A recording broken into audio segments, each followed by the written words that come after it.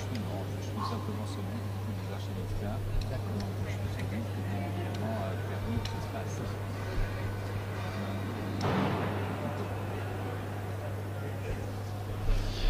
Monsieur Moquet, bonjour. On a envie tout de suite de vous poser une question un peu brûlante. Quelle est l'actualité? D'accord. Monsieur Moquet, bonjour. On a tout de suite envie de vous poser une question un peu polémique. Quelle est l'actualité Yves Klein aujourd'hui? Écoutez, je pense que l'actualité Yves Klein, c'est surtout les jeunes générations qui font que ce soit d'actualité, parce que je crois qu'ils retrouvent en Yves Klein quelque chose de très présent, de très actuel, et qui est certainement une avant-garde encore aujourd'hui.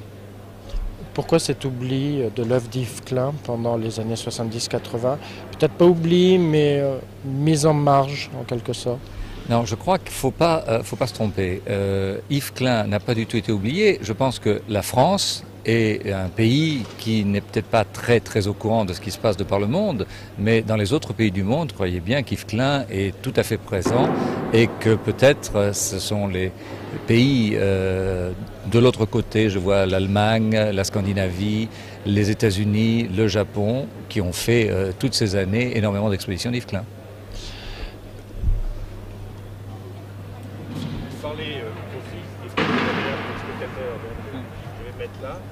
Je peux parler comme ça. Non, mais là, ce sera très bien. Pas de rouler. On recommence la question, le dernier. Non, j'enchaîne sur le suivant. Enchaîne. Comment s'organise l'exposition Klein actuellement à Nice? Ça s'organise très bien. Ça a été la volonté du conservateur du MAMAC, c'est-à-dire Gilbert Perlin, qui depuis quelques années est venu et nous a proposé de faire cette exposition chez lui. Je pense que ça a été la volonté aussi de toute la communauté niçoise qui voulait faire de Yves Klein l'artiste qu'il est, le reconnaître comme il était. Ça faisait 17 ans qu'il n'y avait pas eu de présence d'Yves Klein véritable dans un musée pour une œuvre rétrospective. La dernière était à Beaubourg, au Centre Pompidou en 83. Et il y avait eu après une très belle exposition à l'Espace Rennes en 1992. Mais depuis, il n'y avait rien eu. Donc ça a été, je crois, très attendu et ça a été un grand succès. Est-ce que cette exposition permet de redécouvrir un Klein inconnu des Français, ou est-ce que c'est une manière de le percevoir différente de celle qu'on a pu voir précédemment? Je pense que c'est évidemment une découverte parce que ça fait une génération. Dites-vous bien que 17 ans, pour les personnes de 25 ans, ils n'ont pas entendu parler de la première exposition, donc c'est une découverte. Je crois qu'ils avaient entendu plus parler des artistes étrangers que d'Yves Klein. Donc ils découvrent qu'il y a eu Yves Klein et je crois que ça doit certainement les intéresser. Au dire des personnes qui organisent l'exposition, il y a eu dimanche dernier 2000 spectateurs, ce qui est le record absolu de la fréquentation, et je trouve ça formidablement encourageant. Vous vous occupez particulièrement de l'œuvre de Klein, de sa conservation, et je sais que la conservation et la restauration des œuvres de Klein posent quelques problèmes. Pouvez-vous nous en parler? Oui, elle pose autant de problèmes que la restauration de pas mal d'autres œuvres. Ce qui pose problème, je dirais, ce sont plus les feux que les autres. Ceci étant, il est bien certain que les monochromes qui sont très attirants, parce que le bleu velouté amène le spectateur à vouloir le toucher, c'est un réflexe assez normal, et je crois que le personnel des musées ont beaucoup de mal à faire en sorte que les spectateurs ne soient pas trop présents, trop près des œuvres. C'est un problème, oui, mais enfin je pense que c'est un problème si on prend les précautions qui est facilement résolvable. Pour revenir à ma question initiale, Klein de nouveau un modèle pour les jeunes générations?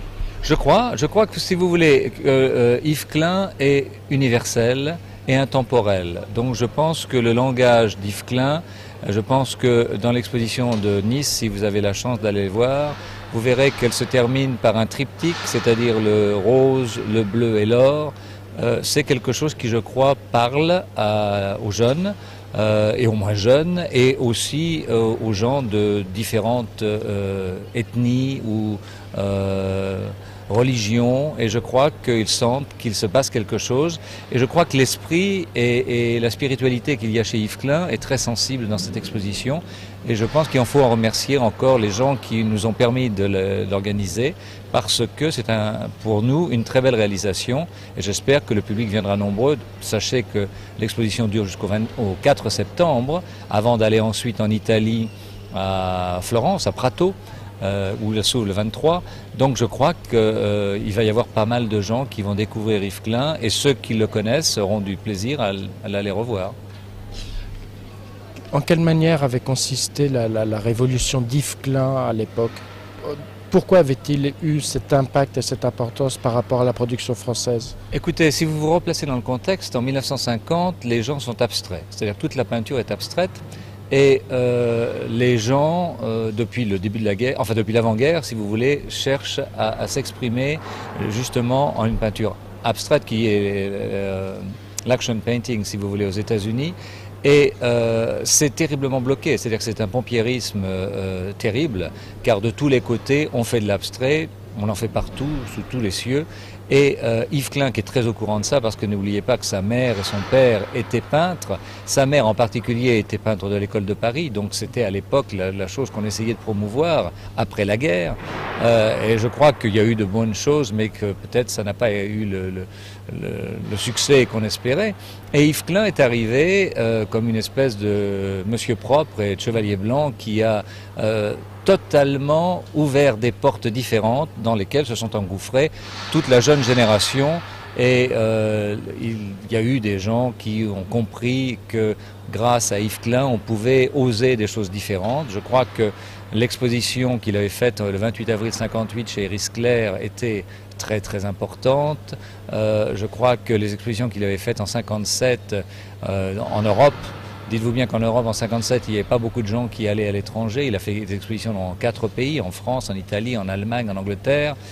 C'est une personne qui revenait du Japon, qui était allée en Espagne. Donc c'était un personnage qui communiquait et savait faire passer le message. Et je crois que ça a été une des raisons du succès. Et je pense que tous les peintres monochromes que vous pouvez voir ici aujourd'hui et dans tous les musées du monde ou dans toutes les galeries du monde ou dans tous les magazines du monde doivent quand même une fière chandelle à Yves Klein. Je pense que l'importance je crois, des artistes et ceux qui ont su créer de nouvelles voies, et je pense que Yves Klein est un de ceux-là, un des rares, je crois. Je vous remercie. Ça marche, on ne bouge pas trop, tout va bien? Non, on bouge pas trop, c'est bien. Avec le profil est un peu gênant. Mais ça va le faire. Vous bougez pas si